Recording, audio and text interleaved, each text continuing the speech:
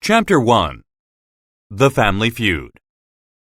In the beautiful city of Verona in northern Italy, there were two families who did not like each other. In fact, they hated each other. The name of one of the families was Capulet, and the other family was called Montague. They had been fighting each other for over 100 years, and quite a few people had been killed during that time. Sometimes other people who did not belong to these two families were hurt in the fights. Everybody wished that they would stop fighting. The strange thing was that nobody could remember why they were fighting. The cause of the feud had been forgotten, but they continued to fight. Every time they fought, whoever lost the fight always wanted revenge. This always caused them to continue fighting. Would it ever end? One morning, the sun shone happily from the blue sky onto the houses of Verona. The birds sat in the trees and sang, and the people of the city were beginning their daily work. The shopkeepers were opening their shops, and children were playing in the streets. Two young men were walking toward the marketplace. They were servants of the Capulet family.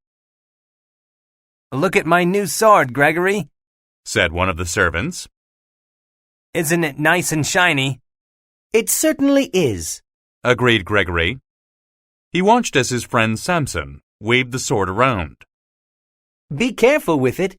You don't want to hurt anybody," cautioned Gregory. Samson, however, was very pleased with his new sword. He continued to wave it around in the air, pretending to be in a sword fight. He thought that perhaps he would like to fight somebody with his new sword. "Just imagine what I could do to one of those Montagues with this sword," he laughed. "I could cut them to pieces." He put the sword away, and the two young servants continued walking down the street, joking and laughing. Then, on the other side of the street, they saw two servants of the Montague family. "Watch this," said Samson, and he made a face at the Montague servants. "Are you making a face at me?" asked Abraham, the taller of the two Montague servants. "Yes, I am," answered Samson proudly. "I can do that because my master is better than yours. What are you going to do about it?" It wasn't long before all the men had their swords in their hands. Soon, they were all fighting. They had hardly begun, however, when Benvolio, Montague's nephew, ran in and tried to stop them. "Put your swords away, you fools!" he cried. But he was not the only person who saw the fight. Tybalt, Capulet's nephew, ran in and wanted to fight Benvolio. "Don't be a fool," shouted Benvolio. "I am trying to stop them from fighting. We should live in peace." "Peace?" cried Tybalt. "I hate that word. I hate it almost as much as I hate all the Montagues. Fight, you coward!" he challenged. He attacked Benvolio with his sword. Other people ran in and tried to stop the fight, but they only made it bigger. Everyone was angry with the Capulets and the Montagues. Capulet and Montague were both at the market with their wives, doing some shopping, when they heard the loud noise. They all went to see what was happening. The two old men wanted to fight too, but their wives held them back. They would not allow their husbands to fight. Then the prince arrived. He ordered everyone to stop fighting and go away. "You are two old men," he said to Capulet and Montague. "but you are still behaving like little children. You are both enemies of peace. This is the third time this month that there has been a brawl between your families. If it happens again, I will punish both of you. I may even hang you. Capulet, you come with me now. Montague, you come and see me this afternoon." There was one member of the Montague family who had not been at the fight. His name was Romeo. Montague and his wife were both worried about their son. They hardly saw him, and when they did, he looked very sad.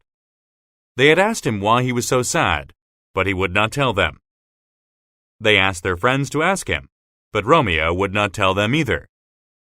Why was their rich, handsome, and clever son so sad? They could not understand it. Then Benvolio told them that he had seen Romeo very early that morning, even before the sun had come up. Romeo was walking near some trees on the edge of the city. But when he saw Benvolio, he ran into the trees, and Benvolio did not follow him. I don't understand it, said Montague. Other people have seen him there too at that time of the day. Some of them have seen him crying. Then, when the sun comes up, he goes home and shuts himself in his room. He closes the doors and windows and stays in the dark all day. What is the matter with him? Romeo was sad because he was in love.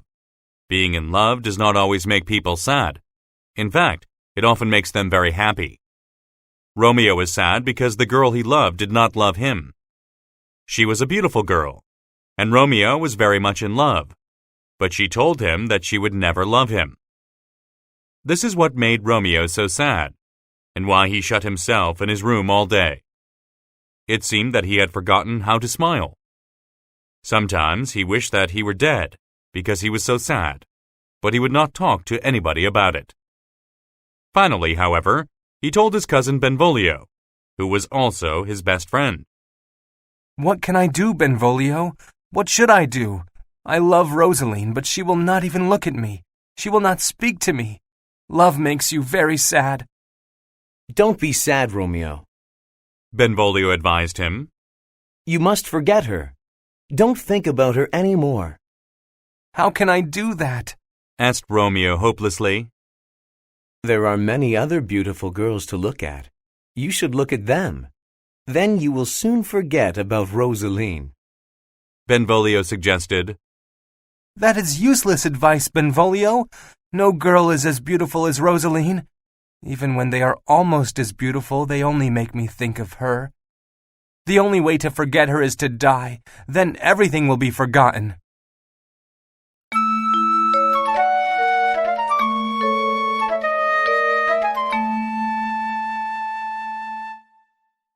Chapter 2. At the Party. Capulet wanted to have a party. He invited Paris, who wanted to marry Capulet's daughter, Juliet. However, Capulet said that Juliet was still too young and that he should wait 2 years. He thought it was not a good idea for girls to marry when they were still very young. He also thought that Juliet should only marry somebody that she wanted to marry. He told Paris that he should become her friend and try to get Juliet to fall in love with him. Then, when the time was right, she would agree to marry him. If she agrees, Capulet said, I will agree too. Capulet gave his servant Peter a list of people that he wanted to invite to the party. Go to these people, he said. Tell them that they are invited to a party tonight. Peter had a problem. He couldn't read. He didn't want to tell Capulet that he couldn't read, so he took the list and went out into the street with it. He decided he would find somebody who could read it for him and tell him the names on the list. The first people he saw were Benvolio and Romeo. Good evening, sirs. Can you read? He asked them. When Romeo said that he could, Peter asked him to read the list to him. Romeo read out all the names. One of the names was Rosalind, the girl he loved. When he had read all the names, Peter thanked him. My master Capulet is having a party this evening, he said. If you are not a Montague and you are not doing anything tonight, you are invited to come. It will be a big party. There will be a lot of food and drinks and lots of pretty girls. Benvolio had an idea and told Romeo about it when Peter had gone. Let's go to the party, Romeo. Then you can look at your Rosaline, and I will show you lots of girls who are prettier than she is. I don't think it's possible to find prettier girls, answered Romeo sadly. However, I will go. At least I will see Rosaline again. We will have to wear masks, said Benvolio. We don't want them to recognize us. They will not allow us to come in if they see that we are Montagues. I saw our friend Mercutio's name on the list. I am sure that he will help us to get in. Let's go to see him. Do you think he can help us? Asked Romeo. Of course he can. He is not a Capulet, and he is not a Montague. He belongs to the prince's family. He has an invitation. It will be easy for him. Juliet had a nurse who looked after her day and night. She had been Juliet's nurse since the day she was born. She had a daughter herself and called her Susan, but Susan died. Her husband died too. So she spent all her time looking after Juliet. She could remember everything about Juliet's life and enjoyed telling stories about it. Sometimes it was difficult to stop her. She was the prettiest baby anyone had ever seen, she would say. Then she would tell stories about her learning to walk, learning to talk, and learning to eat. The stories usually made her laugh. On the day of the party, Juliet's mother asked the nurse to bring Juliet to her. "What do you think about getting married?" she asked her young daughter. "I haven't thought about it," replied Juliet. "Well, you should start thinking about it," suggested her mother. "Many girls your age are married. Some of them are already mothers. In fact, I was your age when you were born. Paris has asked your father if he can marry you." "He's such a good man. He belongs to the prince's family," said the nurse excitedly. "Do you think you can love him?" asked Juliet's mother. "He is coming to the party tonight. Look at him closely. Look at his eyes. You will see that he loves you. I think he would be a very good husband for you. He will look after you. Do you think you can love him?" Juliet was not certain. Some of her friends were already married, and some even had babies. They talked about it sometimes, and they would ask her when she was getting married. She always told them that she was happy as she was. "Besides," she said, "nobody has asked my father yet." This made her friends laugh, and they would try to guess who she would marry. Then they would all laugh. Juliet knew that it would probably happen soon, but she hoped it would not be very soon. However, she told her mother that she would look at Paris at the party. "I'll see if I can love him," she said, "because you asked. However, he has never spoken to me, so I don't know if he would be a good husband for me." Everything was ready for the party. The food was cooked and the drinks were on the tables. The plates and cutlery were on the tables too. The lights were lit. It was going to be an exciting party. The guests were arriving. Some of them, like Romeo, Benvolio, and their friend Mercutio, wore masks. Nobody could recognize them. Juliet and her mother went to the party too. Romeo was still very unhappy, but Benvolio suggested that he should dance with some of the pretty girls. Mercutio agreed with Benvolio, but Romeo refused. "You can dance because your heart does not hurt. However, my heart hurts too much. I cannot dance." "But love makes you happy," said Mercutio. "Love does not make me happy. It is not kind. It hurts." "If love is not kind to you, do not be kind to it," replied Mercutio. "Come on, Romeo. You can be happy." "I had a dream last night," stated Romeo. "So did I," said Mercutio. "What did you dream?" asked Romeo. "I dreamt that dreamers often lie," answered Mercutio. "Yes, they lie asleep in bed while they dream what is true," said Romeo.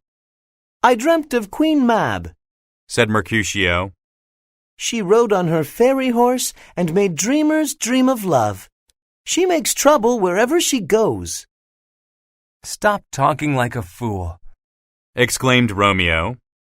"Yes, it's foolish, because I am talking about dreams. Dreams are nothing. They are not real, and they don't mean anything. You should not take dreams so seriously."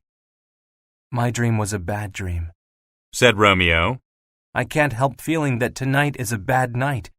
It is the beginning of something very bad that will end in death." It was a very noisy and happy party. Lots of people were there, and they all talked and laughed with each other. Soon it was time to clear away the tables and chairs and make room for the dancers. Capulet saw the guests in masks and told them they were very welcome.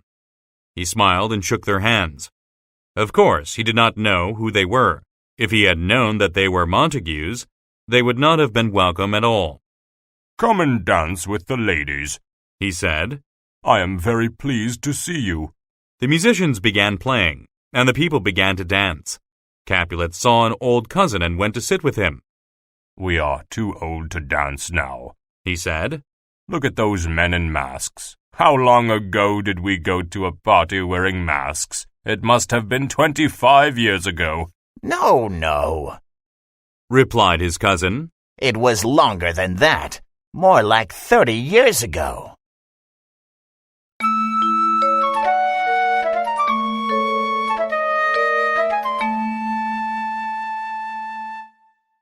Chapter 3. Romeo meets Juliet. Romeo was not enjoying himself at the party. His friends were dancing, but he was too sad. He could not make his feet move happily. He saw Rosalind and could only think about his love for her. Why didn't she love him? She would make him very happy if she loved him. He sighed. He looked sadly around the room, and suddenly his heart stopped. He could hardly breathe. Who is that girl? He asked a servant. I don't know, sir. She was the most beautiful girl he had ever seen. She was more beautiful than Rosalind. She made every other girl look ugly. He immediately forgot all about Rosalind. He stared at her and could not stop himself from talking. Oh, she is beautiful. She is more than beautiful. She is a dream. Did my heart love before? Not at all. Now I am truly in love. She makes all the pretty flowers look like they have no color. The sun does not shine as brightly as she does. She is the best. Tybalt was near him when he spoke and recognized his voice. He told the servant to bring him a sword. "How does that Montague dare come here and join in our party? I'll kill him!" Capulet heard him say this and told him that he should leave Romeo alone. "He is behaving very well, and he is not hurting anybody. I know he shouldn't be here, but don't ruin the party by starting a fight, Tybalt." Tybalt argued with him, and Capulet was angry. "Don't argue with me. I am the master here, and you are only a boy. It is not for you to decide. Leave him alone."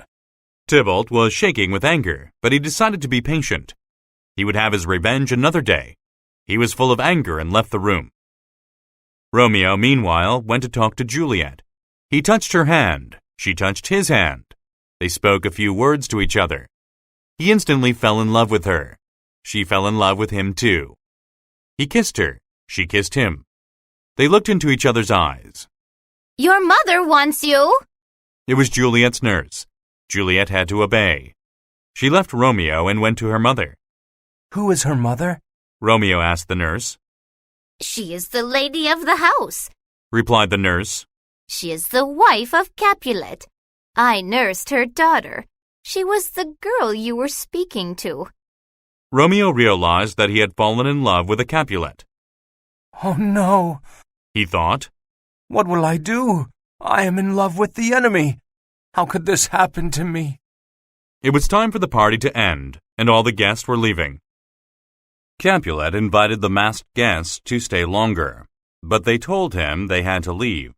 As they were leaving, Juliet asked her nurse who the men were. Who was the one that would not dance? She asked. I don't know, replied the nurse. Please go and ask his name, begged Juliet. She was afraid that he would be a married man. But when the nurse returned and told her it was Romeo, a Montague, she realized it was even worse. My only love comes from my only hate, she thought. What will I do? I love my worst enemy. How could this happen to me? When Romeo loved Rosalind, she did not love him. He thought that was a problem, and it made him very sad. All he wanted was for the girl he loved to love him too. Now he was in love with Juliet, and she loved him as much as he loved her. However, this was an even bigger problem. Their families hated each other, and they could do nothing about their love. Romeo was unhappier than he was before, and Juliet was just as sad.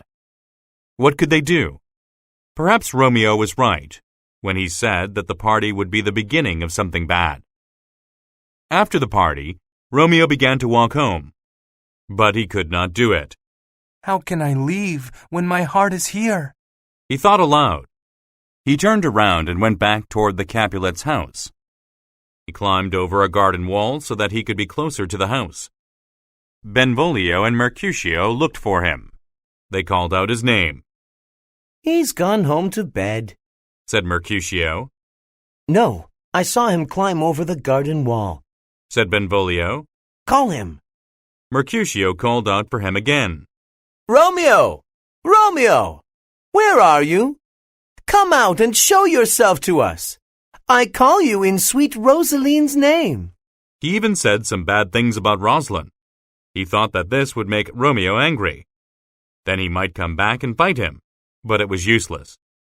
There was no answer, and Romeo did not come out from the dark trees in the garden. Ever since he fell in love with Rosaline, he likes to be in the dark, said Benvolio. I think we should leave him there. We won't find him if he doesn't want to be found. That's true, agreed Mercutio. Goodbye, Romeo. We are going home to our nice, warm beds.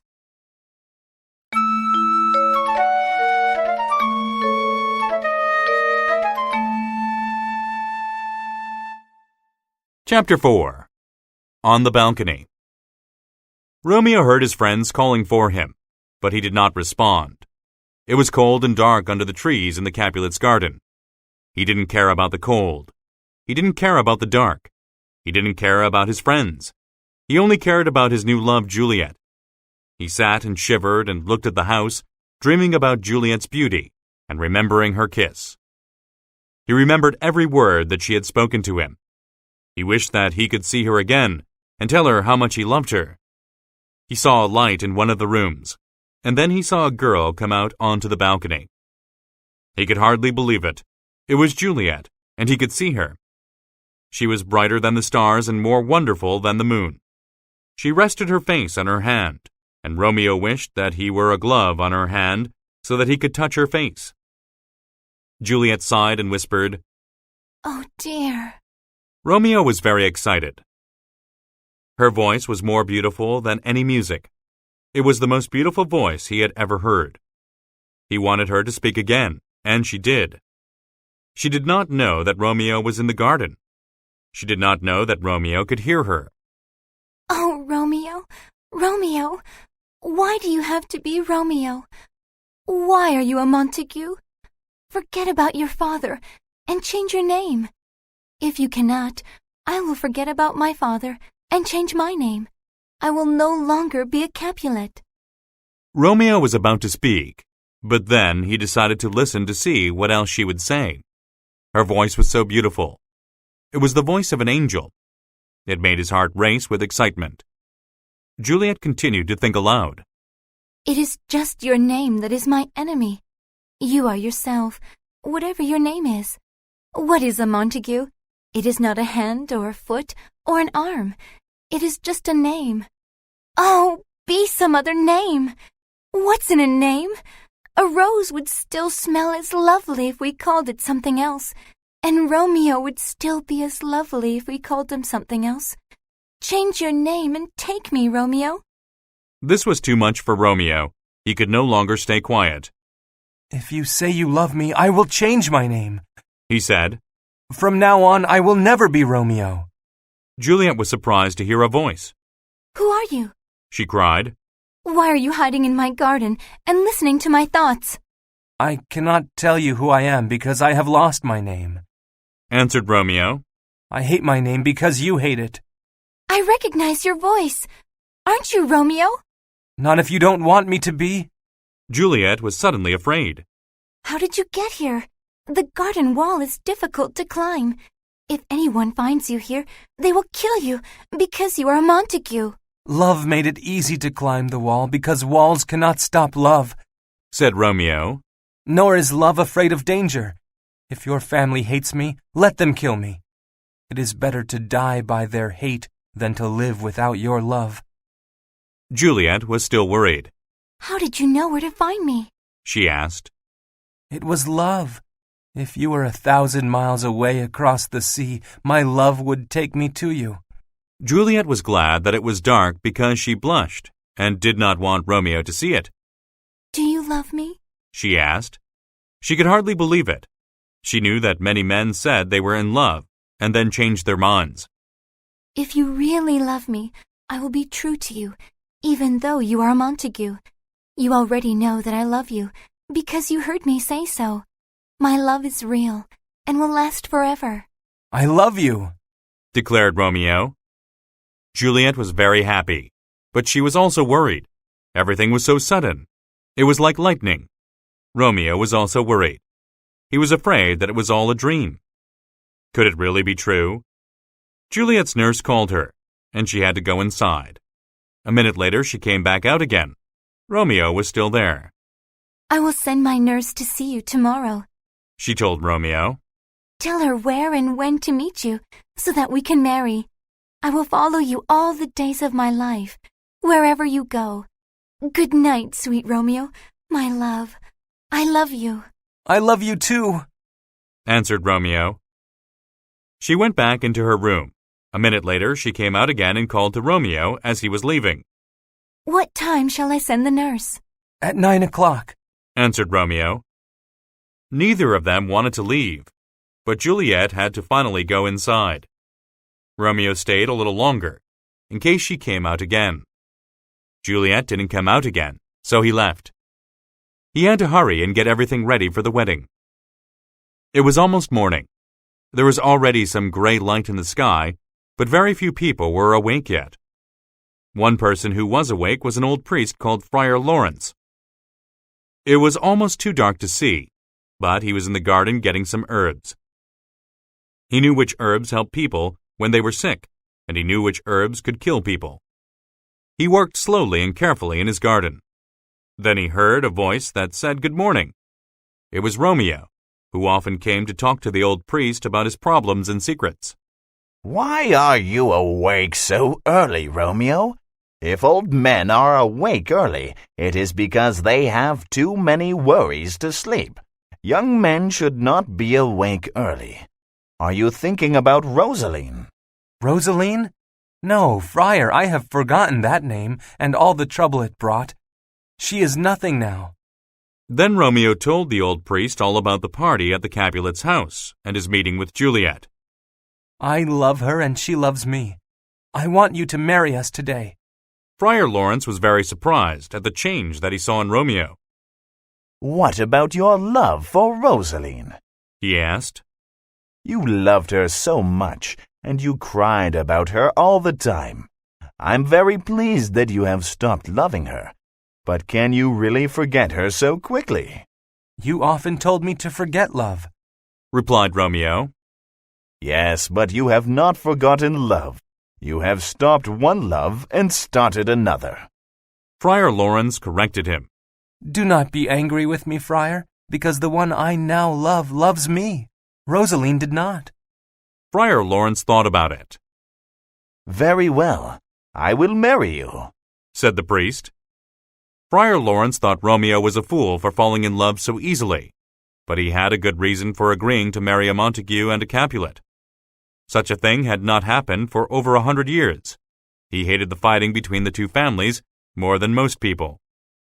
He hoped that the marriage of Romeo and Juliet would help to make the two families friendly with each other, so that the fighting would stop.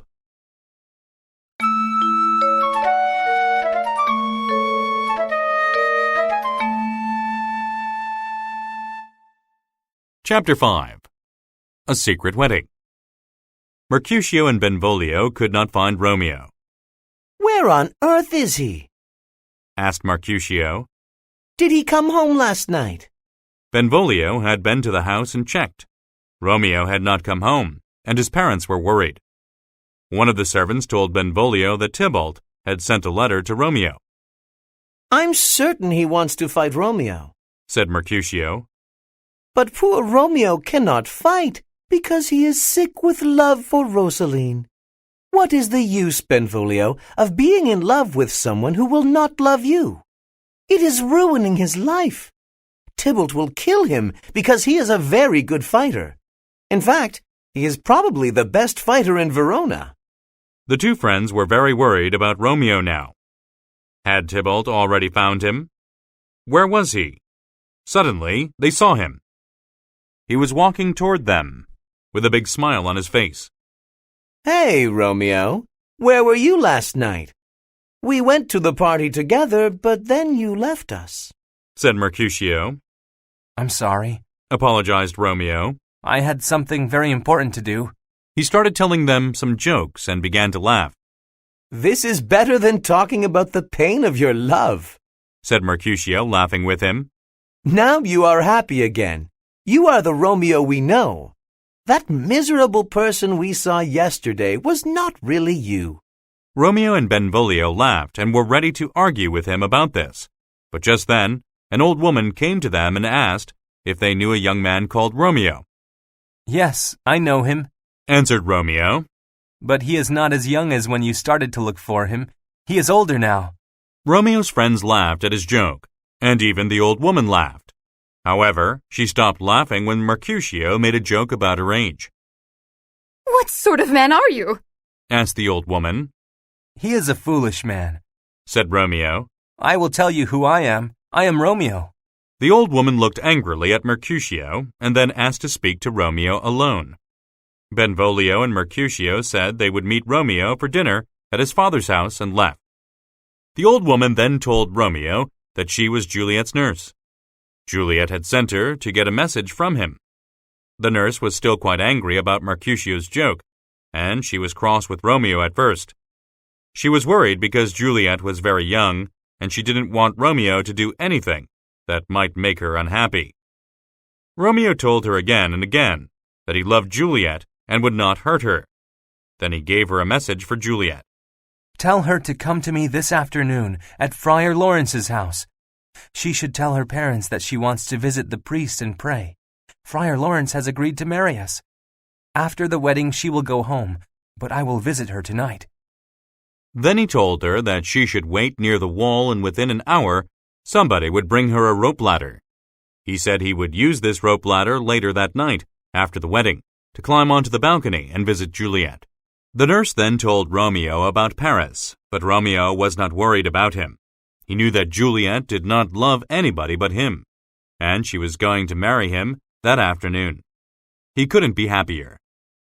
Juliet was waiting anxiously for the nurse to come back. She had been away for over 3 hours. When the nurse did arrive, Juliet asked her what Romeo had said. I am tired, said the nurse. Let me rest a while. My feet hurt. I wish you had my feet, and I had your news, cried Juliet. Come on, nurse. Tell me what Romeo said. Tell me. Please tell me. Why are you in such a hurry? Can't you wait a moment? I am out of breath. How can you be out of breath if you have enough breath to tell me that you are out of breath? Your explanation for not telling me the message is longer than the message itself. Just tell me if it is good or bad news, and then I will wait to hear the rest. He is a lovely man. I think he is handsome, and he seems kind. I knew all that already, said Juliet. What did he say about the wedding? Tell me that. My head hurts. I think it will break into 20 pieces. My back hurts too. Juliet could see that the nurse would not tell her anything until she was ready. She tried to be patient and rubbed the nurse's back. She knew that the nurse would not tell her anything until she felt better. I'm sorry you're not feeling well. Please, wonderful, lovely nurse, what did my love say? Where is your mother? The nurse asked. Where is my mother? Where is my mother? She is in her room. Is that what my love said? Where is my mother? Juliet asked mockingly. Don't be silly, of course not. If you are going to laugh at me, you can get your own messages from now on. I need a cushion for my back. Juliet got a cushion for the nurse's back. Only then would the nurse tell her what Romeo had said. Go to Friar Lawrence's house this afternoon. A husband is waiting there to make you his wife. Yes! Thank you, nurse, thank you! cried Juliet. She ran excitedly from the room. She told her parents that she wanted to go to the church to pray, but of course, she went to Friar Lawrence's house to get married. Romeo was waiting with Friar Lawrence at his house. Romeo could not stop talking about Juliet. He told Friar Lawrence how beautiful she was and how happy he would be when they were married. 1 minute with her is worth a lifetime of pain, he said. Be careful. Warned Friar Lawrence. Sudden love often has a sudden end. It is better not to love too strongly. It will last longer that way. Before Romeo could reply to Friar Lawrence, Juliet ran in. She ran straight to Romeo and kissed him. Then she said good afternoon to the priest, and the three of them went into the little church near the priest's house. It was not the kind of wedding that girls dream about. Juliet did not have a wedding dress. She had no bridesmaids. She had nobody to see her and smile for her. But she had her man, and she was happy. She didn't care about anything else. She was Romeo's wife, and that was enough. Romeo was her strong, handsome, kind, and loving husband, and she was his wife.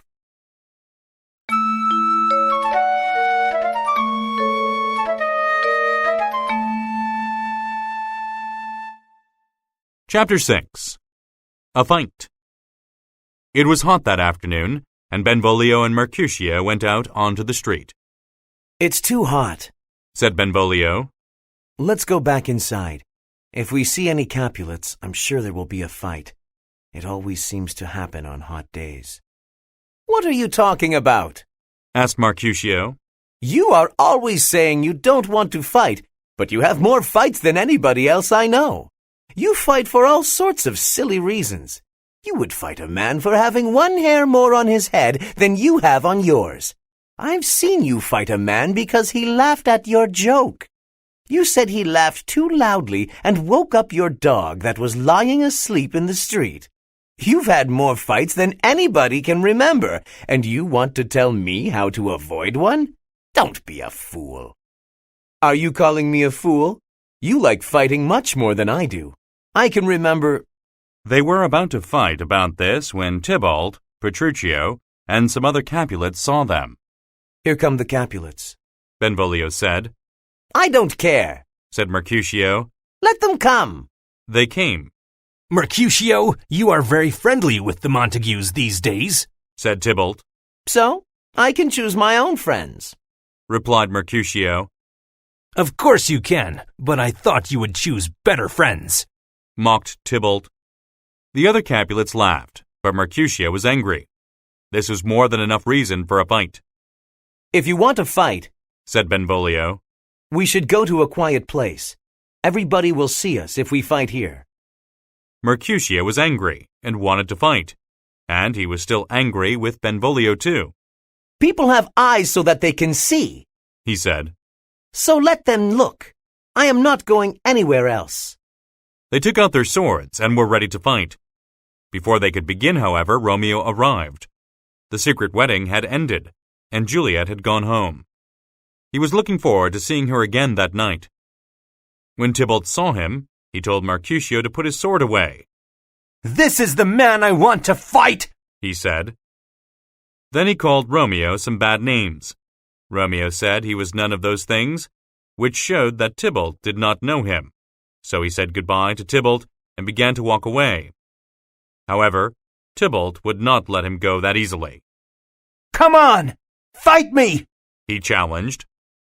Romeo reminded him that the prince had stopped the fighting and would punish fighters and might even hang them.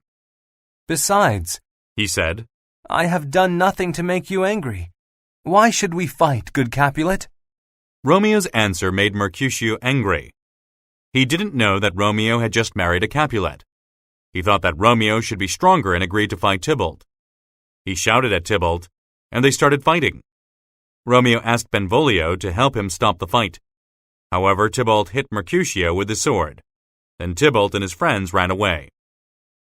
Benvolio sent somebody to get a doctor for Mercutio, who was badly hurt.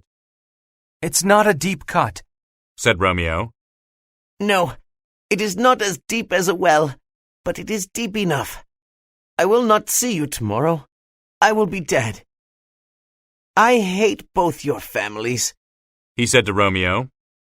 I am going to die because I was fighting for you against that fool Tybalt, and you were trying to stop us. It is too silly for words. Help me get into a house, Benvolio. I need to lie down. Benvolio helped Mercutio into a house and found a bed for him to lie on. Romeo felt very bad because his friend was hurt. Why did this happen? He thought. It is because I did not want to fight Juliet's cousin Tybalt. Now my friend is hurt. Benvolio was watching Mercutio on the bed. Mercutio was very white. Suddenly, Benvolio cried out, Mercutio is dead! Romeo was very upset and ran outside. He found Tybalt and told him that he had killed Mercutio. He is gone forever, he cried. He took out his sword. You or I, or both of us, will go with him. Tybalt took out his sword. You will follow him! He shouted and ran towards Romeo. Tybalt was a very good fighter, but Romeo was so angry that he became an even better fighter and killed him. Romeo! Shouted Benvolio. Quickly, run away! The prince will hang you for fighting. He will be angry because one of his own family is dead too. Romeo realized that he was in big trouble and ran off as fast as he could. Some people who had seen the fight between Mercutio and Tybalt ran to tell the prince. The news traveled very fast. Soon Capulet and Montague knew about the death of Mercutio as well. They all came to see what had happened. Who started the fight? Asked the prince. Tybalt, answered Benvolio. He killed Mercutio, and then Romeo killed him. The Capulets were very upset and said that the prince must hang Romeo. Benvolio told the prince that Romeo had tried to stop the fight. Look, Benvolio argued. Romeo did the right thing. It was not until Mercutio had been killed that he grew angry with Tybalt. I could not stop them before Tybalt was killed. Then Romeo ran away. That's how it happened. Capulet's wife did not believe him. He is a Montague, she said. Of course he will blame poor Tybalt. Romeo killed Tybalt, so Romeo must hang. Romeo killed Tybalt, said the prince. but Tybalt killed Mercutio. So Romeo has only done what you would have done, Prince. He has killed the man who killed Mercutio, protested Montague. That's true, agreed the prince. but he is not the prince. Let Romeo stay away from Verona. He is banished. If he comes back, I will not listen to anybody. I will hang him.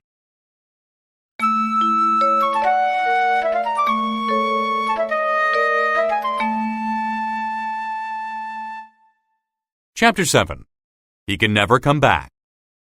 After the secret wedding, Juliet went home and waited for night to come. Romeo had promised to come and visit her that night. It was a very long afternoon. It got longer and longer. She imagined what it would be like to be Romeo's wife. Why did the clock move so slowly? It was slower today than on any other day that she could remember. Hurry up, clock, she said. I'm certain you can go faster.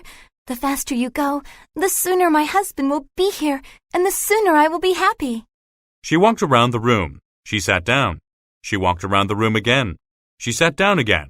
The time did not go faster. Would darkness ever come? She was walking around the room again when the nurse came in, carrying the rope ladder that Romeo would use that night. However, she looked very sad. Here's the rope ladder for Romeo, she said, still looking very sad. Juliet was worried. What's the news? Why do you look so sad? It's terrible news, exclaimed the nurse. He's dead! He's dead! It's a terrible day! He's gone! He is killed! He is dead! Juliet could hardly breathe. What is it, nurse? Who's dead? Oh, Romeo! Nobody expected this! What has happened? Screamed Juliet. Has Romeo killed himself? Just say yes or no, so that I know. I saw the cuts on his chest. I saw the dead body. I saw it with my own eyes. It was terrible. I felt sick. Juliet knew that she would never be happy again. Her Romeo, her husband, was dead. She began to cry. Oh, Romeo! Oh, Romeo! The nurse also began to cry. Oh, Tybalt! Oh, Tybalt! I never thought that I would see you dead. What? Is my lovely cousin Tybalt dead too? Are my cousin and my husband both dead? It is the end of the world. No, no, said the nurse. Romeo is not dead. Tybalt is dead, and it was Romeo that killed him. Romeo's banished from Verona. For just a moment, Juliet was angry. He loves me. I love him. Then he kills my cousin. He is beautiful, but he is a bad person. When the nurse agreed with her, however, she was angry at the nurse. Don't say that my husband is a bad person. She wondered why Romeo had killed her cousin, and decided that Tybalt would have killed Romeo if Romeo had not killed him first. This made her happy that Romeo was alive. But then she remembered that he was banished, and began to cry again. Where are my father and my mother? She asked the nurse. They have gone to cry with Tybalt's parents. Shall I take you there? Juliet did not want to see Tybalt's dead body. She was thinking about killing herself. The nurse was worried about her and said that she knew that Romeo was hiding at Friar Lawrence's house. She told Juliet that she would go see him and tell him to come and visit her that night. Juliet thanked her and gave her a ring to give Romeo. Tell him to come and say his last goodbye tonight. Romeo was too afraid to go home. He had killed Tybalt, and he knew that the prince would hang him if he could find him. His friend Mercutio was dead too. What a terrible wedding day. Would he ever see Juliet again or hold her in his arms? He ran through the streets of Verona. Where could he go? Where would he be safe? The only place he could think of was the priest's house. When he got there, Friar Lawrence was not home, so he hid in the garden until he saw him come home. Friar Lawrence told him what the prince had said. He was very kind to you because he did not order you to be hanged. He only banished you. You are very lucky. Being banished is worse than death, cried Romeo. Friar Lawrence did not agree. It's a big wide world, and you will make another life. There is no world outside Verona, cried Romeo. To be banished from Verona is to be banished from the world. It is like a living death. Juliet lives here, and every dog and cat can see her, but I cannot. Every fly can touch her hand, but I cannot. How can you say that I am lucky? Give me some poisonous herb and let me die. The old priest tried to make Romeo feel better, but Romeo would not listen. How can you understand? If you were young like me, and if you loved Juliet as I love her, and if you were married 1 hour ago, and if you had killed Tybalt, and if you had been banished by the prince, you might understand. Romeo fell to the ground and lay there crying. The priest told him to stand up, but he would not. Then there was a knock on the door. If anybody sees you here, they will kill you, warned Friar Lawrence. You had better hide in another room. Romeo did not care. He stayed on the floor. Then the nurse called out, Friar Lawrence, I am Juliet's nurse. Is Romeo there? The old priest opened the door and let her in. She saw Romeo lying on the floor and crying. He is just like Juliet, she told the priest. She also lies on the floor, crying like a baby. Get up, Romeo. Be a man for Juliet. Get up. Romeo heard her and got up. How is Juliet? He asked. Does she hate me for killing her cousin? What does she say? She says nothing. She just cries and cries. She falls onto her bed and gets up again and cries again. She calls out Tybalt, and then she calls out Romeo, and then she falls on her bed again. This news made Romeo so upset that he tried to kill himself with a knife.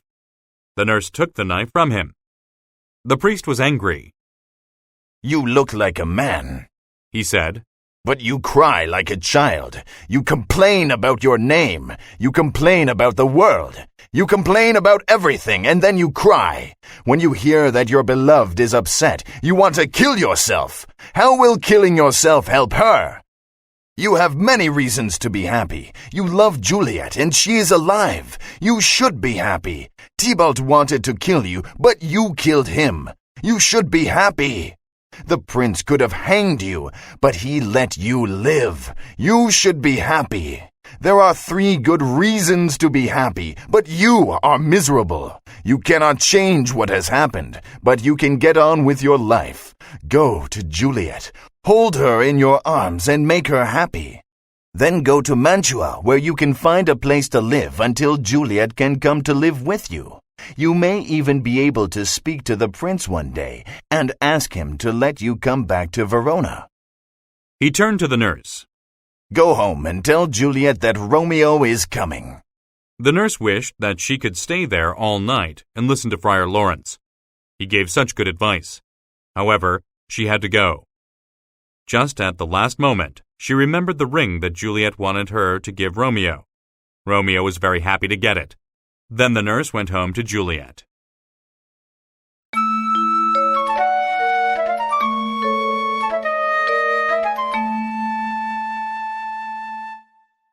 Chapter 8. Capulet Makes a Promise.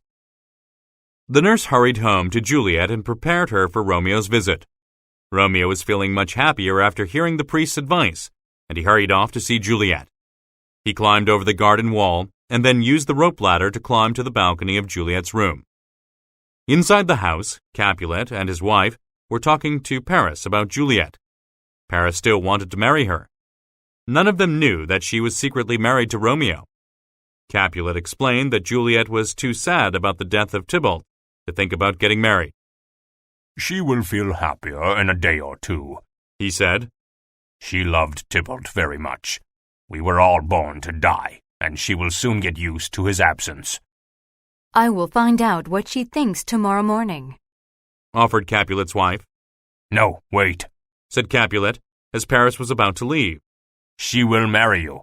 I think getting married will help her get over her sadness about Tybalt's death. This will be the best thing for her. I am certain that my daughter will agree to take my advice. Let us have a small wedding on Thursday. We will invite only a few friends. I don't think we should have a big wedding so close to Tybalt's death. What do you say? Paris cried excitedly. I wish that tomorrow was not Tuesday, but Thursday. They agreed that the wedding would be held on Thursday, and Capulet told his wife to prepare their daughter. Romeo and Juliet were very happy to be with each other that night. Long before it was light, however, Romeo got up to leave his wife. Juliet did not want him to go yet. You don't have to leave yet, she said.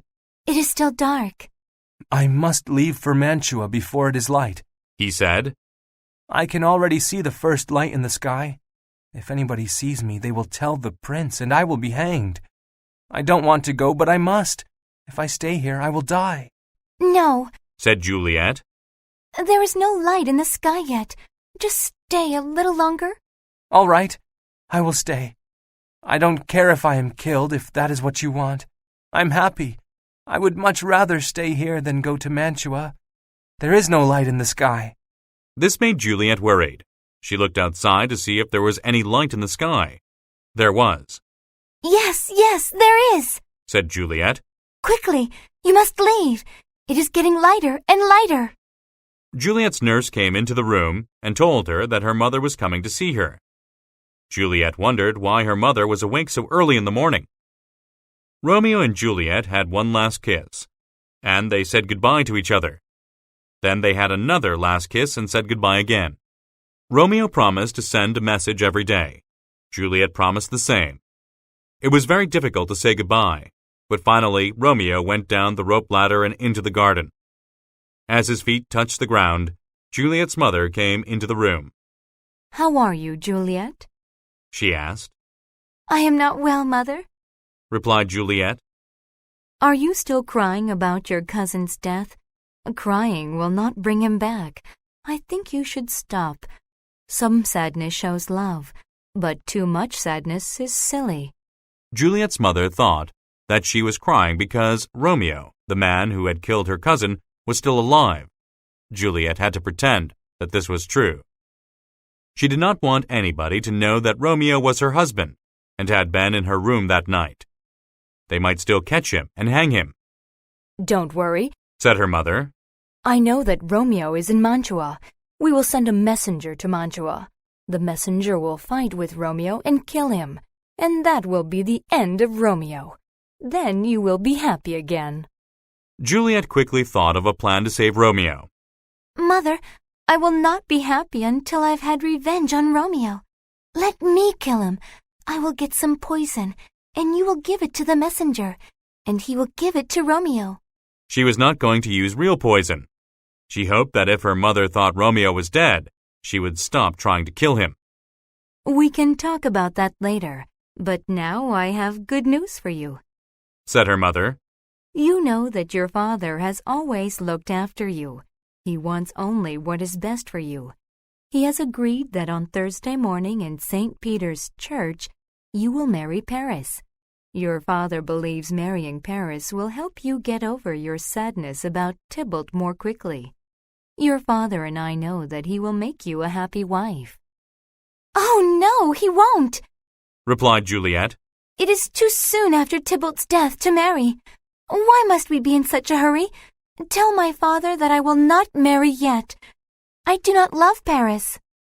He has not even asked me himself. I would much rather marry Romeo, and you know how much I hate him." When Capulet heard that Juliet refused to marry Paris, he was very, very angry. He called Juliet to him and told her that she was an ungrateful daughter. He shouted at her. He told her that she should be pleased to have a father who looks after her and makes certain that she has a good husband. He shouted at her again. He called her some bad names. He said that if she did not marry Paris in the church on Thursday, that she should never speak to him again. He would not listen to anything that she said. He was very angry. The nurse tried to speak to him, but he told her to be quiet. "I don't believe it," he said to his wife. "We have looked after her from the day she was born. We have cared for her day and night and year after year. Now we have found her a good husband. He is rich. He is from a good family. He is kind. He is handsome. He is everything a girl could want. But that miserable daughter says, 'No, thank you. I am not ready to marry. I cannot love. I am too young.' Listen," he said to his daughter. "If you will not marry Paris, you will not live in this house. I will not look after you. If you are my daughter, you will marry Paris. If you are not, then you can live in the streets and die there of hunger. Think about it. You have until Thursday." "Please, Mother, help me," cried Juliet. "I cannot marry him. Won't he wait for a month or even a week?" However, her mother would not listen and left the room with Juliet's father. "What shall I do? What shall I do?" cried Juliet. The only person who could hear her was the nurse.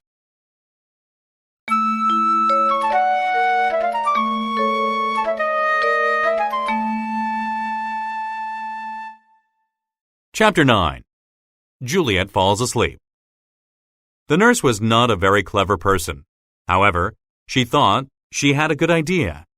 She did not understand why Juliet was so upset and why she was crying.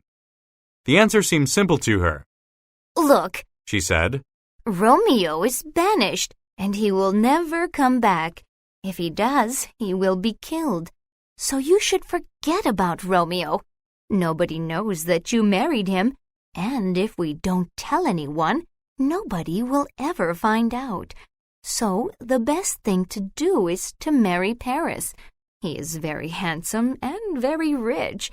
He is part of the prince's family. I think he will be a very good husband. So just forget about Romeo and marry Paris. It's easy." "Do you mean that?" asked Juliet. "Yes, of course," replied the nurse.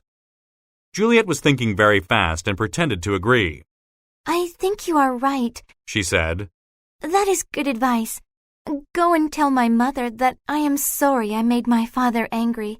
I will go to the church to talk to the priest about it." Juliet's idea was to go to the priest and to ask for his advice. If he could not help her, she thought that she would kill herself. At that very moment, Paris was talking to the priest about the wedding on Thursday. Friar Lawrence knew that Juliet was already secretly married to Romeo, but he did not want to tell Paris. He said that Thursday was too soon and that Paris did not have the agreement of Juliet. Paris told him that Capulet wanted the marriage to happen quickly because he thought that it would help Juliet to stop thinking about the death of Tybalt. As they were speaking, Juliet arrived. Paris talked to her about the wedding. He gave her a little kiss and called her his wife, but Juliet could not smile. She asked if she could talk to the priest alone. When Paris had left, Juliet asked the priest if there was a way to stop the wedding. "If you cannot help me, I will help myself," she said. She took a knife from her pocket and held it to her chest. Friar Lawrence took the knife from her. He told her that he could help her if she were brave. "I will do anything rather than marry Paris," she said. "I am sure I am brave enough. I will sleep with snakes or lie in a dead man's grave. Tell me what to do, and I will do it." Friar Lawrence told her to go home and agree to marry Paris, and to be kind to everybody.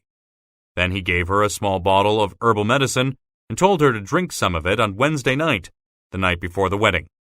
You will fall asleep, he said. But it will be a different kind of sleep. You will stop breathing. You will be like a dead person. On Thursday morning, they will come to wake you for the wedding, but they will think you are dead. You will stay like that for 42 hours, and then you will wake up. By that time, your parents will have put you in a tomb with your ancestors. I will write to Romeo and tell him what we are doing. He will come to the tomb, and when you wake up, he will be waiting for you. Then he will take you to Mantua. You will be safe there. Nobody will look for you because they will think that you are dead." Juliet was very pleased with this idea and took the little bottle of medicine home with her. Her father was busy getting things ready for the wedding.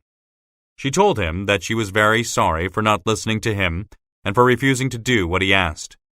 She said that she would do what he wanted. She would marry Paris. The nurse usually slept in the same room as Juliet, in case she needed something during the night. On Wednesday night, however, Juliet asked her to sleep somewhere else. She wanted to be alone on the night before her wedding. The nurse helped her get her clothes ready and then left her alone in the room. Juliet was worried that the medicine that the priest gave her might not work. She put a knife next to her bed, so that if she woke up in the morning and had to marry Paris, she could use it to kill herself. There were many things to worry about. What if the priest had given her real poison? Could she believe him? What would happen if she woke up too early? Would she have enough air in the tomb? Then she remembered that her dead cousin Tybalt was in the tomb too. She was even worried about ghosts. "I must be brave," she said. "Romeo will come to me." She took the little bottle of medicine and drank from it. She lay on the bed and was soon asleep. The next morning, the Capulets and their servants were awake early. There was a lot to do before the wedding. Everybody was busy but happy because of the wedding. The cooks were making special food, and the servants were cleaning the house and getting it ready for the visitors that would come. Everyone joked and laughed. It was a happy day. Then Paris arrived. Capulet shook his hand and called him his son. "Welcome, son. Welcome to our home and to your wife. She has not come out of her room yet. Nurse, tell Juliet to come down and say good morning to her husband." The nurse went to Juliet's room and quietly called her name. This was usually enough to wake her up, but this time she didn't wake up. The nurse called more loudly, but still Juliet slept. Finally, she went right up to the bed and shook Juliet. Juliet did not move, and the nurse realized that she was dead. She screamed a terrible scream. Juliet's mother came running in crying. "What's the matter? What's the matter?" The nurse could not speak. She pointed to Juliet lying dead on the bed. Immediately, her mother realized that her daughter was dead. "My baby! My daughter! My beautiful Juliet! Wake up, or I will die with you! Help! Help!" Juliet's father came into the room. "Hurry up, Juliet. Your husband is waiting to see you." She's dead!" cried his wife. "She's dead!" cried the nurse. Capulet looked at his daughter lying on the bed. There was no color in her face. She was not breathing. "She's dead!" cried Capulet. Paris and Friar Lawrence came into the room too. Is Juliet ready to go to church? asked the priest. Yes, Said her father. but never to come back from it. Paris, my daughter is dead. Your wife is dead. They all began to cry. None of them wanted to believe that Juliet was dead, and that she died on her wedding day. Only the priest knew Juliet's secret. He was the only one that knew she was not dead. He spoke calmly, and he told them all what to do. They all listened to him and began to get ready for the funeral. The happy, busy day full of jokes and laughter had changed. Now it was the saddest day they had ever had, and it was full of crying and tears.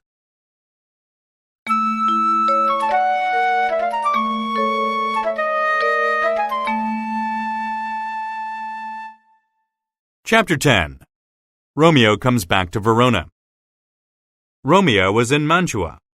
He was not happy to be there. He would rather be in Verona with his family and Juliet, but he could not go there.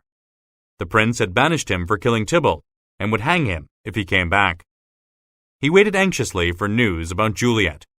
Friar Lawrence had promised to send messengers. A messenger came on Thursday, but he was not from the priest. He was another of Romeo's friends, and he had seen Juliet's funeral. He went to Mantua as fast as he could to tell Romeo that Juliet was dead. Romeo did not know about the medicine that the priest had given Juliet. He believed that Juliet was dead. He ran around like a man who was out of control, crying and shouting. Then he got a horse and went as fast as he could towards Verona. He knew that he could not make Juliet alive again, but in his madness, he decided that he would lie next to her in the tomb and take some poison. Then they would be together in death. He stopped at the house of a doctor who sold medicines and asked him for some poison. At first, the doctor wouldn't sell it to him because it was against the law in Mantua. However, he was not a rich doctor, and when Romeo gave him a lot of money, he gave him the poison. "It is a very strong poison," he said. "Put some in a drink, and it will kill you very quickly." Romeo took the bottle and continued on his way to Verona. Something was wrong. Friar Lawrence was going to send a messenger to Romeo to tell him that Juliet was not really dead. Where was the messenger? It was very important for Romeo to get his message. Otherwise, he would not know that Juliet was not really dead. He didn't get the message, and now he had bought some poison. He was planning to kill himself because he thought Juliet was dead. Friar Lawrence had given the message to a man called Friar John. Friar John had stopped to visit a friend on the way to Mantua. His friend was very sick, and the people were afraid that Friar John would take the sickness into Mantua. They would not let him go into the town of Mantua. They would not even take the letter, and Friar John had to return to Verona with the letter. He brought it back to Friar Lawrence. "I'm sorry," he said, "but I could not give it to Romeo." Friar Lawrence knew that this was bad news, but he was not really worried. Juliet will wake up in about 3 hours, he thought. I had better break into the tomb and wait for her because Romeo will not be there, and she will be frightened. I will take her to my house and hide her there. I'll write another letter to Romeo, and he will come for her. Friar Lawrence, however, was not the only one going to the tomb that night. Paris was very sad that Juliet was dead. He didn't know that Juliet didn't love him and didn't want to marry him. He was bringing some flowers to put near the tomb. As he was putting the flowers down, he heard a noise and thought that somebody else was coming. He hid behind a tree and saw 2 men coming to the tomb. As they got closer, he recognized Romeo and his servant. Paris watched as Romeo and his servant came to the tomb. Romeo gave the servant a letter. "Give this letter to my father early in the morning tomorrow," he said. "I am going to break into the tomb. Do not stop me. I have a good reason for doing this. I want to see her face again, and I want to take a ring from her finger. Here is some money. Go and don't come back. If you come back, I will kill you. Do you understand?" The servant said he understood. He was afraid to be near the tomb at night, and he was also afraid of Romeo. However, he wanted to know what Romeo was going to do, so he hid behind a tree. Romeo began to break open the tomb. Paris, watching from behind his tree, was horrified. This is that Montague who killed my love's cousin. Juliet was so sad about Tybalt's death that it killed her too. Now he has come back and wants to get into her tomb. What is he going to do there? I must stop him."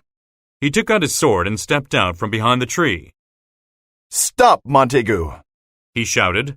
"What do you think you are doing? You are banished. You are not allowed to be here. Come with me. I will take you to the prince. He will hang you, and you will die." "You are right," said Romeo. "I will die. It would be much better for you, however, if you left me here alone. Don't make me fight you.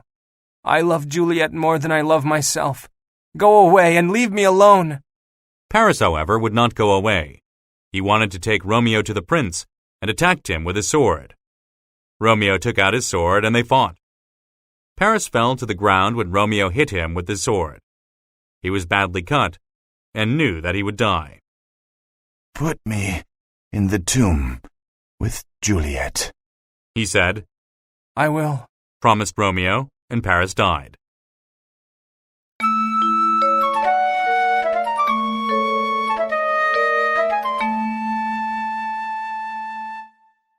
Chapter 11. Romeo and Juliet's Decision.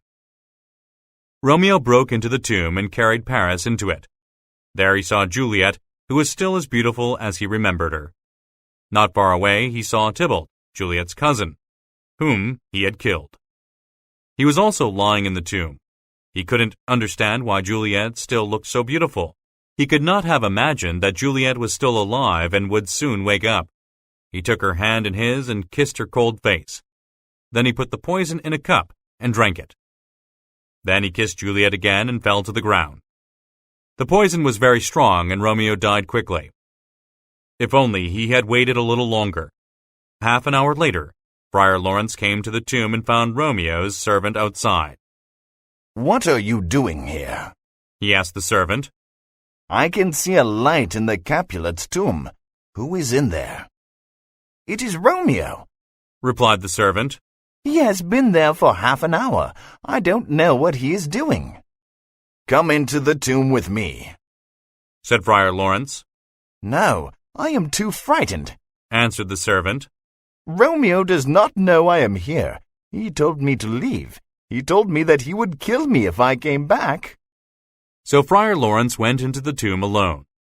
Near the entrance he saw the swords lying on the ground where Romeo and Paris had left them. There was also blood on the ground. This made him very worried.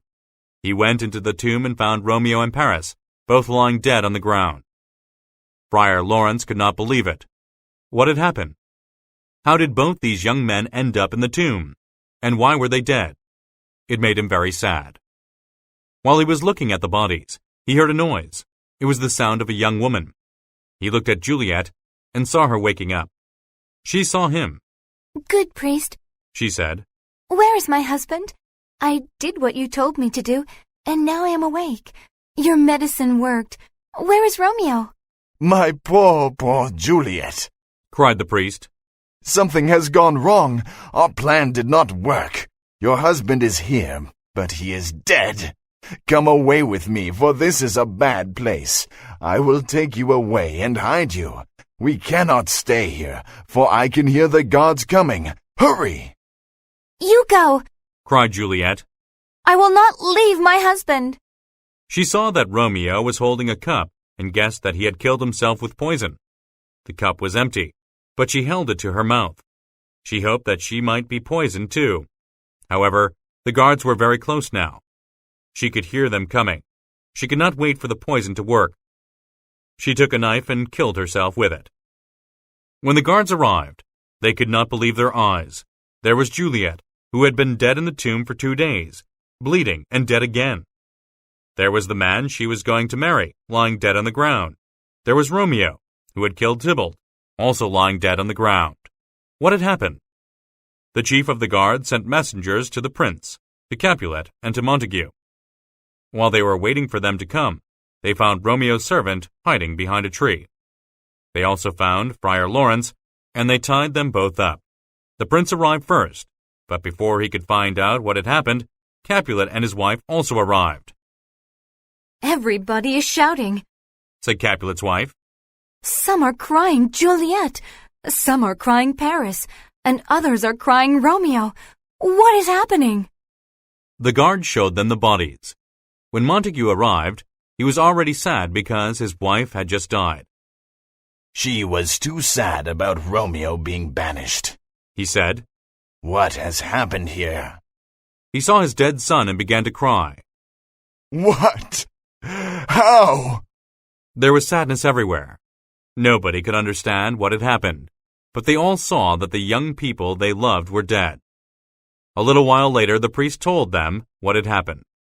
Juliet and Romeo were secretly married on the day that Romeo killed Tybalt. I married them. The nurse knows about it. He went on to explain why he had given the medicine to Juliet and how the plan had gone wrong. If it is my fault, then let me die, he said. Romeo's servant still had the letter that Romeo had given him, and the prince read it. What the priest says is true, he said. These young people have killed themselves because they were in love, but they could not love because of their names. Capulet, Montague, see what the fighting between your families has done? Everyone you love has been killed. Capulet and Montague looked at each other sadly. They knew it was true. They shook hands and agreed to be friends forever. Finally, the fighting between the two families was over.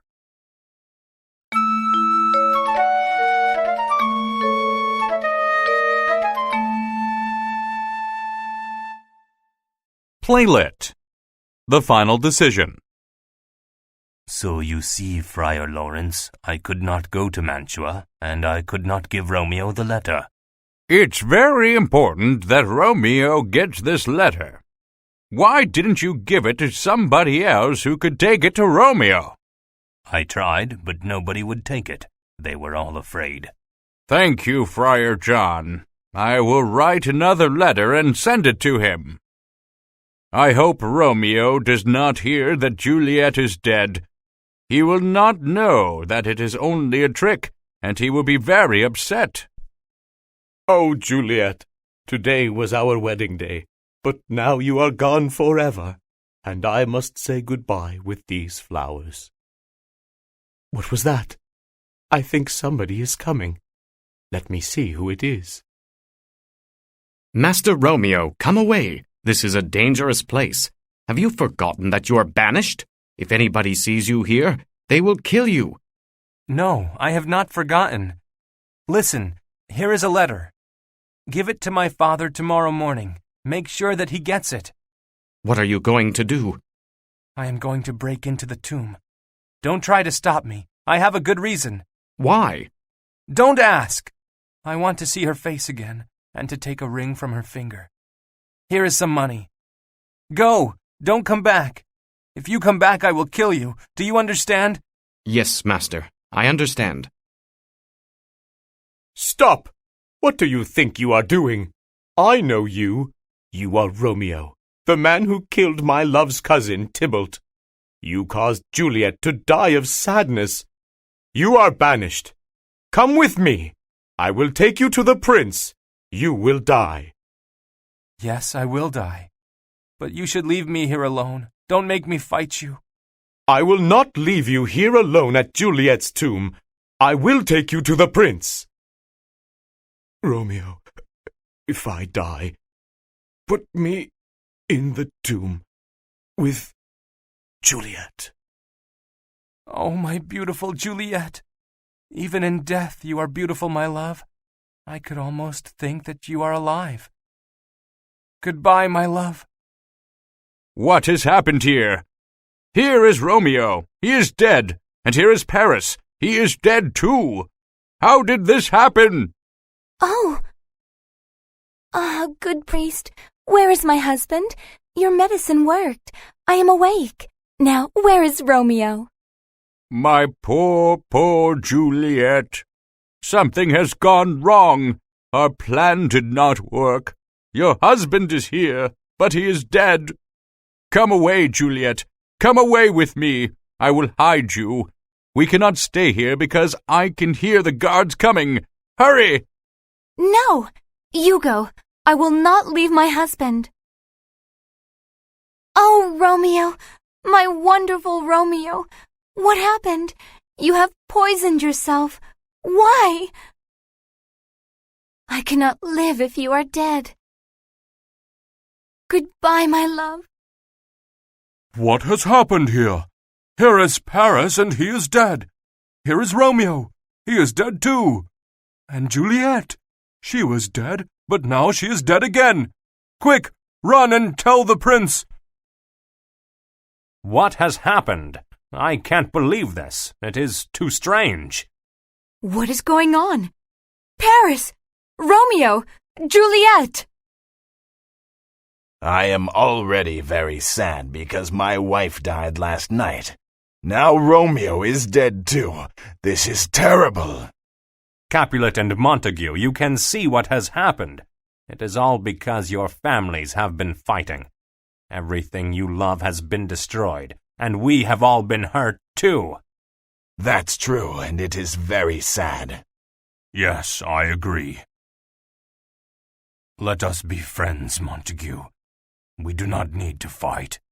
Yes, let us be friends.